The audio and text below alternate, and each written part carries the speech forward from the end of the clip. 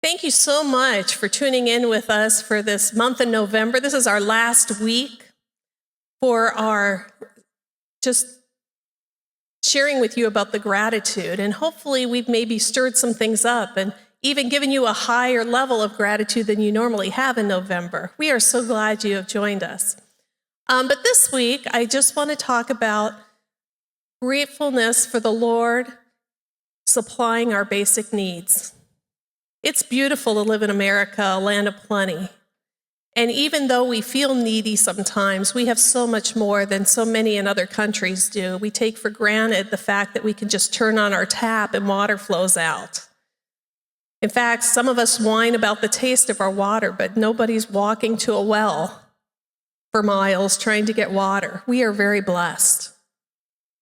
And even though the food that you eat might not be your top preference, nobody is starving and going for days without food in America. There are so many opportunities in America, and we are very, very blessed. And the blessings of God don't end there with just our basic needs. We are healthy. We are loved. We are surrounded by people that God has intentionally put in our place, our way. We have relationships, whether it's with your inner family, whether it's the people that you meet every day in your workplace, at the gym.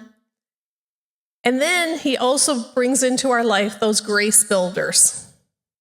That's what I call them, and they're always in my life. He'll move one out and bring another one in. That's just how God is. But those people that just don't bring out the best in us, let's just put it that way. The people that we need God's grace to deal with in a kind way. But there's value in those grace builders too, because it's with those grace builders that we learn to show the love of God, not just our own love. In fact, Jesus said, love your enemies. Anyone can love your friends, but it takes the love of God to be able to love your enemies. Now, I can only name one or two real enemies I've ever had in my life. We don't have enemies, but we do have those grace builders. People who bring out the worst in us again. But I am thankful for them because they're the ones who build what God wants me to be. And I am so grateful for his love and his grace. It is given so freely.